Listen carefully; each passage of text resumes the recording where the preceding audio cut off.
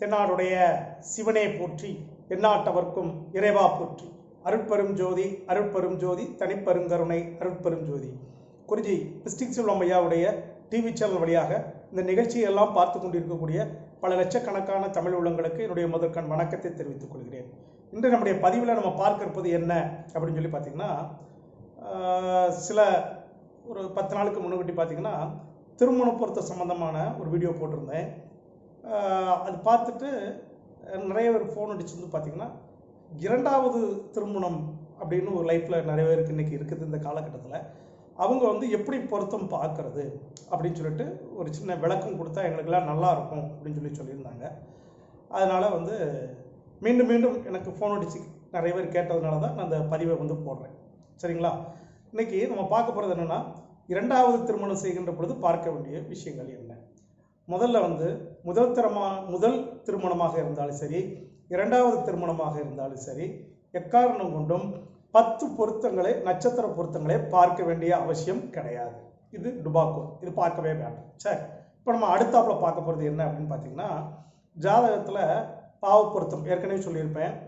1, 7, 8, 2, 4, 12ஆம் இடங்களில் பாவக்கிரகங்கள் என்று சொல்லக்கூடிய சூரியன், செவ்வாய், சனி, ராகு, கேது, மாந்தி இந்த கிரகங்கள்லாம் இருக்குமானால் அதற்கு பாவ ஜாதகம் என்று பெயர். இந்த பாவம் என்பது நம்ம செய்த பாவ புண்ணியம் கிடையாது, திருமண பொருத்தத்தில் உள்ள ஒரு விஷயம்.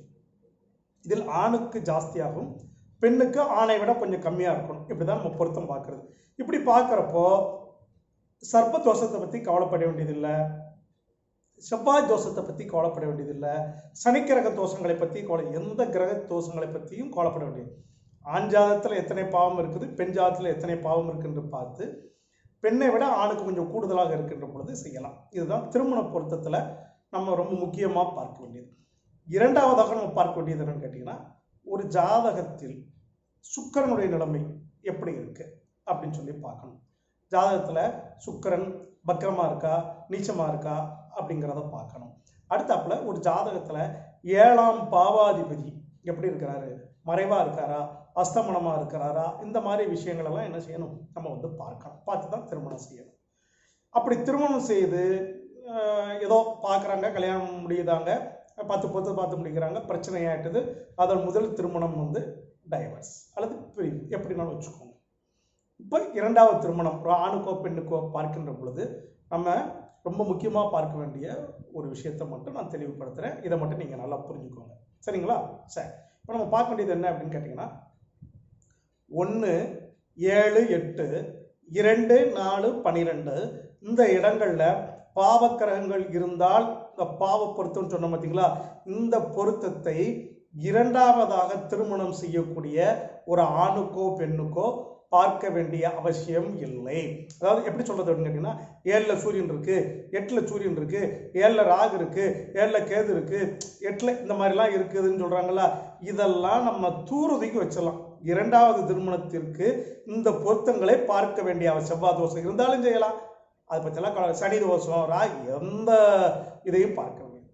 ஆனால் நம்ம முக்கியமாக பார்க்க வேண்டியது என்ன அப்படின்னு பார்த்தீங்கன்னா, வந்து 7ஆம் பாவத்தை அந்த ஜாதகங்களில் நீச்ச கிரகங்கள் பார்க்கிறதா, வக்கரம் பெற்ற கிரகங்கள் பார்க்கிறதா, சுக்கிரன் வக்கரமாக இருக்கிறதா, நல்லா புரிஞ்சுக்கோங்க. 7ஆம் இடத்தை நீச்சம் பெற்ற கிரகம் பார்க்கிறதா, அதில் நீச்சம் பெற்ற கிரகம் இருக்கிறதா, அல்லது 7ஆம் இடத்தை வக்கரம் பெற்ற கிரகம் பார்க்கிறதா, 7ஆம் இடத்தில் வக்கரம் பெற்ற கிரகம் இருக்கிறதா. சரிங்களா? அப்புறம் சுக்கிரன் வக்கரமாக இருக்குதா, அஸ்தமனமாக இருக்குதா, இதைத்தான் இரண்டாவது திருமணத்தின் போது மிக அழுத்தமாக பார்க்க வேண்டிய விஷயங்கள். இந்த சர்ப்பதோஷம் இருக்குது, செவ்வாதோஷம், இதெல்லாம் இரண்டாவது திருமணத்தின் போது துருதிக்கு போட்டலாம், அது பார்க்க வேண்டிய அவசியமே கிடையாது. சரிங்களா? அப்போ இரண்டாவது திருமணம் முடிகின்ற பொழுது இந்த விஷயங்களை பார்க்கணும். 7ஆம் பாவம் எப்படி இருக்கு, பாவாதிபதி எப்படி இருக்கிறார் அப்படிங்கிறத ரொம்ப அழுத்தம் திருத்தமாக பார்க்க வேண்டும். இது ரொம்ப ரொம்ப முக்கியம். அடுத்தது, இரண்டாவது திருமணம் செய்கின்ற பொழுது கட்டாயமாக 3ஆம் பாவாதிபதி, இது ஒரு ஆணுடைய ஜாதகத்தில் பார்க்க வேண்டியது. 3ஆம் பாவாதிபதி எப்படி இருக்கிறார், நல்லா இருக்கிறாரா, வலிமையாக இருக்கிறாரா அப்படிங்கிறத பார்க்கணும். அப்போ நல்லா புரிந்து கொள்ளுங்கள், இரண்டாவது திருமணம் செய்கின்ற பொழுது ஒரு ஆணுக்கோ பெண்ணுக்கோ பார்க்க வேண்டிய விஷயங்கள் என்னன்னா, அவங்க ஜாதகத்துல ஏழாம் பாவத்துல நீச்சமான கிரகம் இருக்குதா பார்க்குதா, 7ஆம் இடத்துக்கு வக்கரம் பெற்ற கிரகம் இருக்குதா பார்க்குதா, அடுத்தது சுக்கிரன் வக்கரமா இருக்கா அஸ்தமனமாக இருக்கிறதா, இந்த விஷயங்களை. அதே மாதிரி ஒரு ஆண் ஜாதகத்துல 3ஆம் பாவத்தினுடைய நிலை என்ன அப்படிங்கிறது, ஏன்னா 3ஆம் பாவம் தான் செக்ஸுவலுடைய அளவை சொல்லக்கூடிய பாவம், எப்படி இருக்கு அப்படிங்கிறத என்ன செய்யணும், பார்க்கணும். இதை மட்டும் பார்த்து திருமணம் செய்து கொள்ளலாம். மற்றபடி செவ்வாய் தோஷம், சனி தோஷம், சர்ப்ப தோஷம் இவைகளை எல்லாம் இரண்டாவது திருமணத்தின் போது பார்க்க வேண்டிய அவசியங்கள் கிடையாது. அவைகள் இருந்தாலும் ஒருத்தருக்கு இருந்து ஒருத்தருக்கு இல்லாமல் இருந்தாலும் கூட யாரையும் பாதிக்காது அப்படிங்கிறதா ஜோதிடத்தினுடைய என்னுடைய 26 வருஷ அனுபவம். அதனால இரண்டாவது திருமணம் செய்பவர்கள் இதை மட்டும் பார்த்து கொண்டால் போதும். ஆனால் எக்காரணம் கொண்டும் 10 பொருத்தங்களை முதல் திருமணமாக இருந்தாலும் சரி, இரண்டாவது திருமணமாக இருந்தாலும் சரி, தயவு செய்து பார்க்காதீர்கள். என்னுடைய தாழ்மையான வேண்டுகோள். சரிங்களா? குறிஞ்சி மிஸ்டிக் செல்வம் ஐயாவுடைய டிவி சேனலை தொடர்ந்து பார்த்துக்கிட்டே வாங்க. சப்ஸ்கிரைப் பண்ணுங்க, பெல் ஐக்கானை கிளிக் பண்ணுங்க. எங்களுடைய வீடியோக்கள் எல்லாம் உங்களுக்கு உடனடியாக வந்து சேரும். நன்றி, வணக்கம்.